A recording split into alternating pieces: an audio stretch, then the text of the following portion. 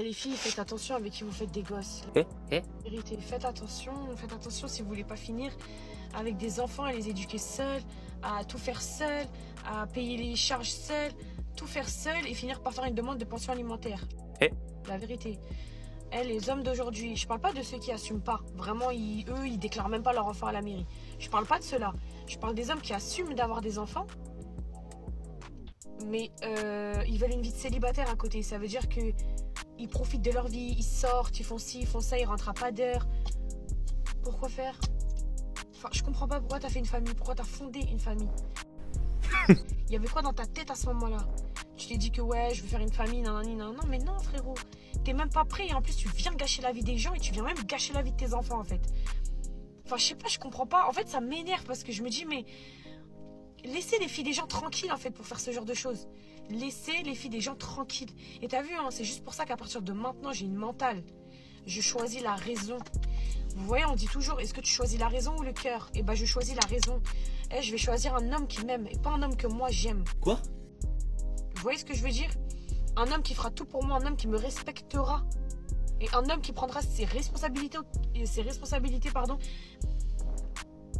qui sera un homme en fait. Ah, Tu réalises que tu es vraiment mature quand l'attirance physique ne te suffit plus. Ouais. Ouais. Et je vais rajouter même quelque chose.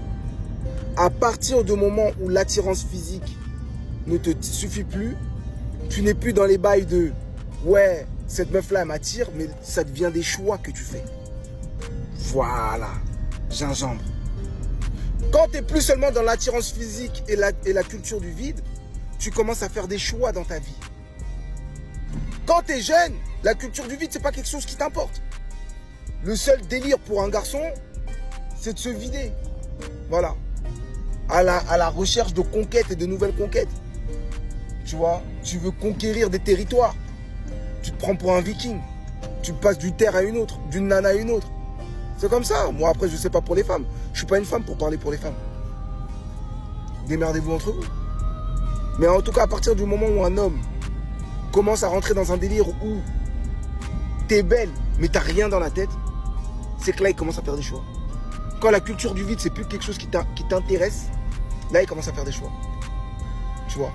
Quand il se dit qu'il faut qu'il sorte et qu'il ait des discussions un peu plus poussées, un peu plus profondes, tu vois, sur des sujets actuels, de la vie active, etc. Là, on est sur un choix et plus sur de l'attirance physique. Alors, l'attirance physique, ça fait toujours 50, 60, 60%, il n'y a pas de problème. Mais quand tu es quelqu'un qui fait des choix, bah, ces 60% là, ils réduisent. C'est comme ça, c'est la vie. C'est comme ça, c'est la vie. Je peux rien vous dire d'autre. Et puis voilà. Donc à un moment, la vie, ça devient un choix. Et puis le physique.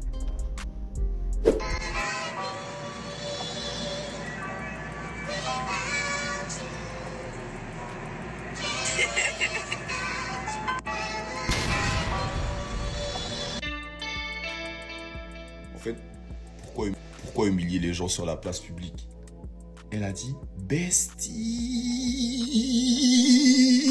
Le gars, ça fait 9 mois, il t'a pas vu. Il a posté sa petite vidéo, il est content. On connaît pas la nature de votre relation, en vrai, ça ne nous regarde pas. Tu commentes le post en écrivant bestie, c'est une chose. Maintenant, tu écris bestie en majuscule, en capital. Ça, c'est en capital. On n'a rien dit. Mais les 17 E, c'est pourquoi, madame?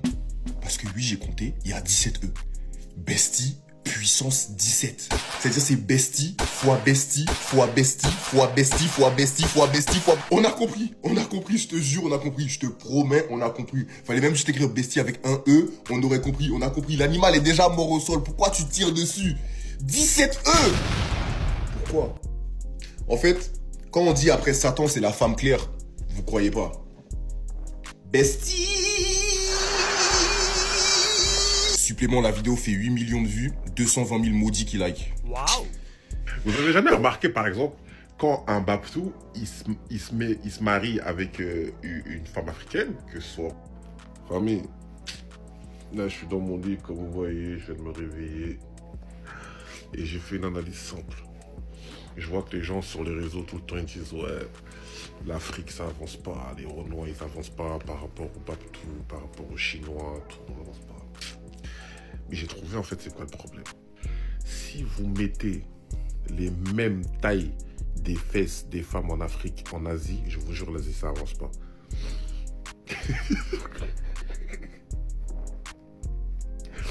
Vous déplacez juste vous déplacez quelques femmes des pays d'Afrique en Asie, l'Asie ralentit.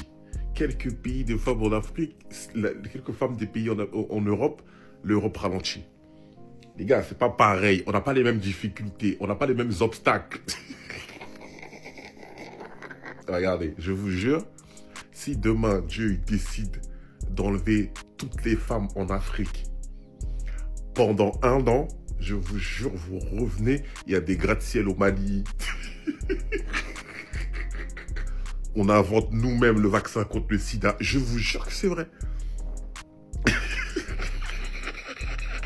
Non, je vous jure, c'est le seul truc.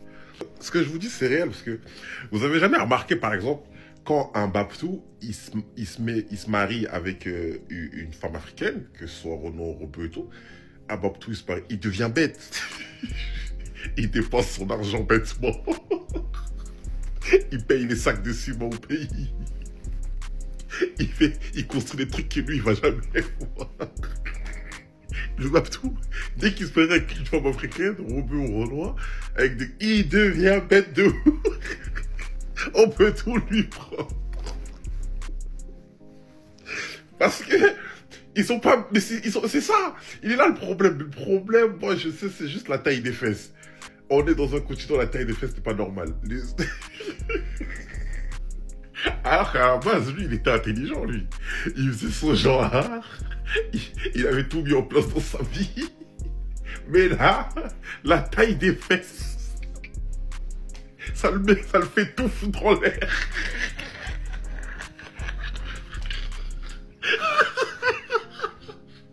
Je me connais. Ce truc, il m'a toujours tué. Il est là, il vit en France, il a construit sa petite maison lui-même avec ses mains, trucs, il a fait des travaux lui-même, il est dans une bonne baraque. Bah, c'est vrai qu'une femme qui a des fesses de ouf. Il déménage à Yaoundé.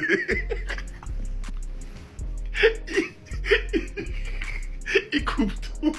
Il va habiter à Yaoundé, à Bamako, à Yopougon. Vous commencez à le voir. En claquette au foutard. Ah, tu veux mourir. Ah non, les fesses de femmes, c'est trop. Je viens de tomber sur une stat hallucinante. 28% des 18-24 ans n'ont eu aucun rapport intime en 2024, contre seulement 5% en 2006.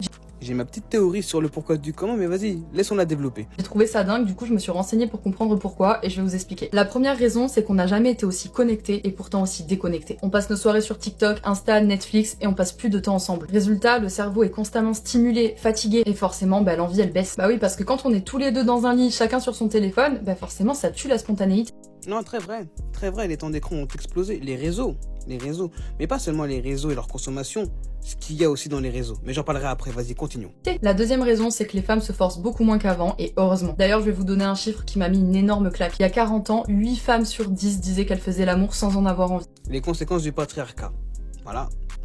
Aujourd'hui, c'est une femme sur 2. Alors, c'est encore trop, mais on voit quand même une amélioration. Parce que si on met ça sur 10 comme l'autre, ça fait 5 sur 10. Je trouve quand même que c'est pas mal. Aujourd'hui, les femmes assument beaucoup plus leurs besoins, leurs limites, et surtout, elles culpabilisent moins de dire non. Et ça reste quand même une vraie avancée, même s'il faudrait que ça avance encore plus. Les choses avancent. Bon, c'est encore lent et ça prendra le temps que ça prendra, mais ça avance. Encore une fois. Troisième raison, je pense que vous vous en doutiez, mais c'est la fatigue mentale, l'anxiété et le stress. Et tout ça, ça va jouer énormément sur la libido. Les gens de nos jours sont constamment sous pression. Les études, le travail, la charge mentale, l'anxiété de performance. Faut savoir que quand le cerveau est épuisé, le corps y suit plus. C'est normal d'avoir moins envie quand ton système nerveux il est en PLS. En fait, on vit un peu dans une époque qui est paradoxale. On n'a jamais eu autant de liberté, autant d'informations, et en même temps, on n'a jamais été aussi fatigué, aussi anxieux et déconnecté. Alors elle a raison, sur le travail, le stress, les performances, etc. Oui, la charge mentale, c'est important. La fatigue sociale, c'est important. Mais est-ce que tu as parlé aussi du contenu des réseaux? Tu vois que le problème aussi, c'est que les gens ont basé leur comportement dans la vraie vie par rapport à ce qu'ils voient sur les réseaux et qu'on a beaucoup de conneries qui sont dites tous les jours sur ce réseau. Chaque jour, il y a une connerie que je vois qui faut des bugs parce qu'en fait, ça influence les plus petits, les plus jeunes et donc du coup, ça pue sa mère. Je sais pas, entre les débats de 50-50 qui sont devenus des règles générales alors qu'en vrai, chacun fait comme il veut et comme il l'entend. Vos histoires de t'apportes quoi, mon mari doit gagner tant, les extrémistes hommes comme femmes, hein, ok, que ça soit des mecs qui vont faire l'apologie du viol, que ça soit des meufs qui vont demander des virements, qui vont demander... En fait, il y a tellement eu de folie, genre sur les relations amoureuses entre hommes et femmes, hétérosexuels, que c'est n'importe quoi, genre, qu'en fait, en tant que jeune, tu ne peux que péter ton crâne. Encore plus si tu commences à appliquer ne serait-ce que 10% de ce qu'il dit sur ses réseaux, c'est une folie, genre. Et les uns des autres. Alors ça veut pas dire que le désir disparaît totalement, ça veut dire qu'il faut le protéger, le nourrir et surtout lever les yeux un petit peu de nos écrans. Dis-moi si tu trouves ça inquiétant ou plutôt logique en vue de la société d'aujourd'hui. En fait, la liberté d'expression, quand elle a dit on n'a jamais autant de liberté et d'information. Effectivement, on n'a jamais eu autant de liberté de pouvoir dire des conneries et on n'a jamais eu autant d'informations fausses aussi. Et le problème, c'est qu'il n'y a personne qui est capable de prendre du recul sur cette application ou même sur les autres applications, on s'en fout, tu vois. Mais personne n'est capable de prendre du recul, d'analyser les choses et de se poser pour, au lieu de réagir à chaud comme des connards antipathiques et de se dire, ok, vas-y, qu'est-ce qu'il est dit, comment elle le comprend, etc. Et en plus de ça, c'est que plus les propos sont chocs, plus ils font du buzz et des vues. Et ça devient problématique quand des médias mainstream comme TF1 invitent des boucs comme Pafman à la... Ça, je m'en remettrai jamais. De ça, par exemple, tu vois, ça, c'est la recherche du buzz. Et le problème, c'est que du coup, on passe d'un phénomène qui est réseaux sociaux et auquel cas les jeunes peuvent le gérer entre eux, tu vois, à un truc qui va toucher beaucoup plus de gens. Quand ma daronne me demande qui est Pafman, alors que je crois que le poton l'avait éteint il y a genre 6 mois... Là, c'est un problème, tu vois. Et toi, les TF1, France 2 et tous les autres médias mainstream qui veulent gratter le buzz des gens qui disent des propos chocs juste pour avoir des vues, allez vous faire enculer parce que ça aussi, c'est un problème. Parce que le problème, c'est que quand des médias mainstream commencent à avoir la même DA que des créateurs de contenu, des réseaux sociaux ou autres pour justement avoir l'attention des jeunes, vous êtes des timpes. Je vous vois... Non, vous n'êtes même pas des timpes, ça serait irrespectueux. Vous êtes des enculés de la casse, genre. Vous êtes les pires races de l'humanité. Juste pour des parts d'audimat et du buzz, on devrait vous cancel. Un par un, genre. Parce que ces mecs sont les premiers à aller faire des interviews grand format 7-8 avec Pafman. Mais après, ils vont nous faire un reportage sur pourquoi les jeunes n'y kennent plus, tu vois. Parce que ce qu'elle a dit dans cette vidéo, c'est très pertinent, en vrai de vrai. Mais si on parle de l'influence, des médias et des influenceurs qui sont complètement toxiques et à qui on donne encore plus de visibilité en leur mettant sur des chaînes nationales, encore une fois, ça c'est vraiment une folie, genre. Et enfin, elle a dit un truc important qu'il faut redire. Levez les têtes de vos écrans et allez vivre. Allez sortir un peu, allez en boîte, allez en bar. Faites vos histoires. Voilà, arrêtez vos histoires, arrêtez de traîner sur ce réseau, ça pue sa mère. Genre, même si la vidéo, elle fait 10 likes, je m'en bats les couilles. Sortez, genre, juste vivez un peu votre vie et arrêtez de vous caler sur ce qui se passe ici. Les 3/4 des gens qui racontent leur life ici ou qui racontent leur truc, ils le font pour gratter votre talle, les frères, les enfants, concentrez-vous. Vous n'avez pas remarqué? C'est quand vous êtes célibataire que vous êtes au top. C'est quand vous êtes célibataire que vous êtes en mode glow up. Et je dis ça parce que il y a des personnes que je vais voir, ils sont mariés. Ils sont mariés, hein, mais ils sont malheureux. Tu vois physiquement qu'il y a quelque chose qui cloche. Tu dis, ah, elle a un potentiel, hein, mais elle c'est pas à s'exploiter. Alors qu'une meuf qui vient de se séparer, qui a passé 5 ans dans sa vie, 6 ans ou 10 ans de mariage, là, cette fois-ci, elle est déterminée, elle pense qu'à elle, vous allez voir, elle est rayonnante. Vous allez voir dans son visage, Nour, la lumière de fou. Pourquoi? Parce qu'en fait, là, elle se dit, je prends du temps pour moi. Même les mecs, quand je fais des vidéos, faut que vous sachiez qu'une chose, je fais autant pour les femmes que pour les hommes. C'est-à-dire que c'est à l'inverse. Vous êtes là, vous êtes apprêté, vous êtes content d'aller faire des achats parce qu'en fait, vous sortez, c'est vous-même. C'est pas, vous n'êtes pas avec une personne qui va être là, oh putain, comment t'es habillé, c'est comme ça. Ah, non, c'est vous-même parce que je pense que chacun a sa limite. On n'a pas besoin d'une personne pour savoir que là, on dépasse nos limites. Tu es rentré dans ma vie, j'avais un certain style vestimentaire, je me respectais. C'est pas en étant avec toi que je vais plus me respecter. Au contraire. Là, vous sortez, vous faites vos restaurants avec vos amis. Il n'y a personne qui est là qui va vous parasiter la tête. Ouais, non. En fait, j'ai l'impression que c'est quand on est seul que nos projets, en fait, éclorent. Pour de vrai.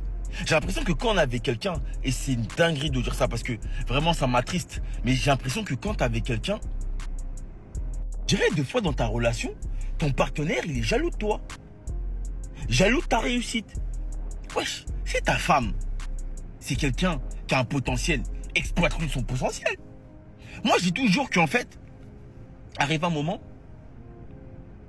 quand et je le dis, hein, c'est quand tu es seul que tu as toutes les abeilles vers toi. Tous les abeilles viennent. Mais pourquoi? Parce qu'en fait, tu es ce petit sucre. T'es ce petit sucre. Tu as ce truc en fait qui dit, moi je connais mon potentiel. Personne ne peut connaître mon potentiel mieux que moi. Si toi tu vois pas mon potentiel, c'est pas grave. Moi je le connais. Pourquoi? Parce que c'est toi en fait qui produit ton miel. Maintenant la personne qui va partager ta vie avec toi, soit elle va conserver ce miel là, avec modération bien sûr, mais proprement. Soit s'il n'accepte pas ton miel, c'est pas grave. Laisse-moi, je vais continuer à conserver, je vais continuer à reproduire mon miel. Qu'est-ce qu'il y a? T'es jaloux? Qu'est-ce qu'il y a? T'as pas assez de, t'as pas assez de capacité ou de compétences pour pouvoir produire ton miel. Et là, je me dis, vous imaginez, vous êtes dans une relation et la personne a dit, j'ai envie d'être seule. C'est-à-dire que elle a même pas envie d'être avec toi. C'est même pas pour une autre personne. Parce que généralement, il y a des personnes qui sont, c'est sincère, ils veulent vraiment se retrouver eux-mêmes. Parce qu'en fait, la relation, vous l'avez tellement essorée qu'il n'y a plus d'eau, il n'y a plus rien. Elle veut, la personne ne veut plus. C'est-à-dire qu'elle préfère rester seule, dormir seule, lire des livres, d'accord? Regarder des séries toute seule, rester avec un chat. Parce qu'on a vraiment, ils préfèrent avoir la compagnie d'un chat que d'un partenaire de vie. Que d'un homme ou d'une femme. J'ai jamais remarqué. Il y a beaucoup de femmes qui ont des chats. Ah, je vais me prendre un chat. Mais quand tu fouilles un petit peu, tu vas comprendre que derrière tout ça, il y a un homme. Hey, viens. Le chat va bien. Elle va caresser. Oh mon petit bébé, oh mon chou, oh mon chaton. Le chat va dormir avec la femme. Donc tu t'imagines que, en fait, la femme, elle va donner beaucoup plus d'affection à ce chat-là. Parce qu'en fait, tu l'as éteint. Elle se dit, je préfère vivre avec mon chat. Je préfère ramasser les poils de mon chat que ramasser des caleçons sales, que ramasser des bols de céréales ou des assiettes que mon mari va laisser dans l'évier. Il va même pas penser à moi que derrière, je vais repasser par derrière. Parce qu'en fait, tellement tu l'as essoufflé qu'elle dit non, en fait, elle peut plus.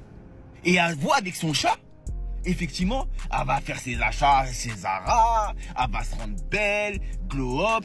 Des fois, hein, c'est là que je dis que il suffit de quelques mots pour rebooster une personne. Quelques mots doux. À l'extérieur, hein, quand je dis ça, quand vous êtes célibataire, vous allez voir qu'il y a une personne qui va dire vous êtes ravissante. Juste ça. Peut-être cet homme-là est moche. Peut-être même des femmes, parce qu'il y a des femmes qui disent aussi à d'autres femmes que vous êtes belle. Peut-être cette femme-là, elle n'est pas super belle. Mais le fait de se dire ça, en fait, ça va te rassurer qu'en fait, non, t'es pas une merde, en fait. En fait, t'es quelqu'un. En fait, t'as du miel, en fait. T'as du miel.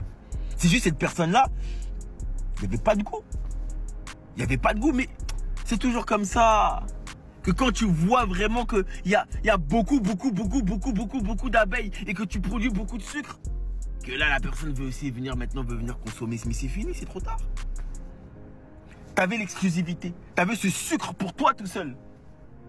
T'as voulu faire le rat, t'as voulu faire l'ingrat. T'as voulu faire le mec, non. C'est trop diabétique. Et bah voilà. Quoi?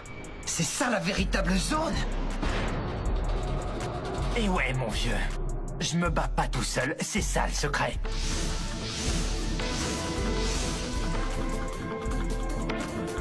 Toute l'équipe se défonce avec moi!